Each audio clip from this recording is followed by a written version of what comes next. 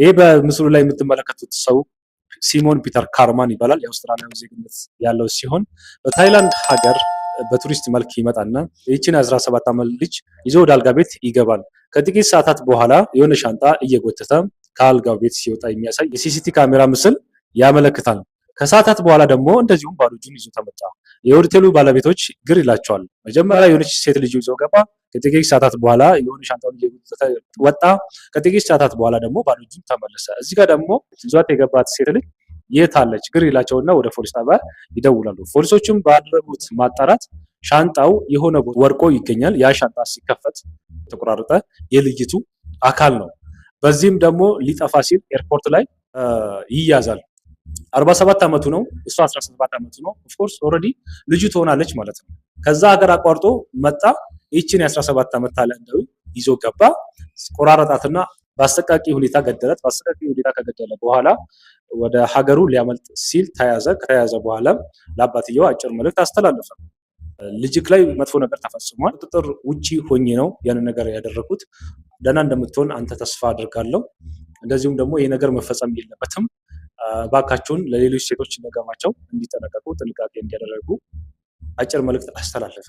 በቃ የሰው ልጅ ህይወት እቺ ነች። ስለዚህ አንዳንዴ ሰው እንስሳ የሚሆንበት ሰዓት አለ። የሰው ልጅ በሰው ልጅ ሲቃይ የሚደሰትበት ሰዓት አለ ማለት ነው። ይህንን ነገር አድርጎ ምን ሰላም ይሰጣል? ይህንን ነገር አድርጎ ምንስ ያገኛል? ሲታይ ትልቅ ሰው ነው። በእድሜ አባቷ ይሆናል። እሱ 17 ዓመቷ ነው። እሱ ደግሞ እንግዲህ 47 ዓመቱ ነው። ስለዚህ አሳምሮ ሊወልዳት ይችላል። እሷ እንግዲህ ከዚህ በፊት እዛው አውስትራሊያ ውስጥ ሆኖ ተጻጽፏታል፣ በቴክስት ማለት ነው። በቴክስት ተጻጽፏታል። እንግዲህ ዲያስፖራ ነው፣ ገንዘብ አለው፣ ህይወቴ ያምርልኛል ብላ ተታላ ነው ይህን ነገር ያደረጋቸው። እሱ ደግሞ ይህንን ነገር እድል በመጠቀም ወደዚህ መጣ፣ ገደለ። ከዛ በኋላ ቅድም ያስተላለፈው መልእክት አስተላለፈ። ቻው። እንግዲህ ፖሊሶቹም እንዳሉት ይሄ ሰው በታይላንድ ፍርድ ቤት ውስጥ ወይ እድሜ ልክ እስራት ወይ ደግሞ የሞት ቅጣት ሊፈረድበት ይችላል። ነገር ግን መጀመሪያ ያነሳሰው ነገር ምንድነው? ወይ ግብር ሊገብር ወይ ደግሞ እንዲሁ በቃ የእሷን ነፍስ እንደ ተራ ነገር አድርገው ቆጥሮ ይሆን አይታወቅም። ግን ከዚህ ነገር እግዚአብሔር ይሰውራል። እግዚአብሔር አይምሮአችንን ይፈውሳል። እግዚአብሔር አምላክ እኮ አይምሮ ሰጥቶናል አይደል? መጀመሪያ ከዚህ አይምሮ ስናልፍ ነው።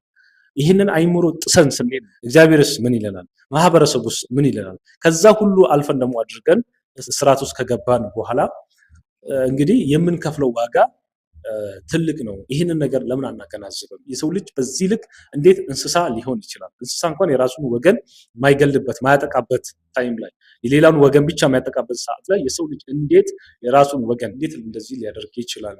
ወዴት እየሄድን ነው? እግዚአብሔር አይምሯችንን ይመልስ፣ አይምሯችንን ይጠብቅልን። ስለተከታተላችሁኝ አመሰግናለሁ። እንደተለመደው ቻናሌን ሰብስክራይብ እንድታደርጉልኝ፣ ሼር እንድታደርጉልኝ፣ ላይክ እንድታደርጉልኝ፣ ሀሳብ አስተያየታችሁን እንድታስቀምጡልኝ ጠይቃችኋለሁ። መልካም ቀን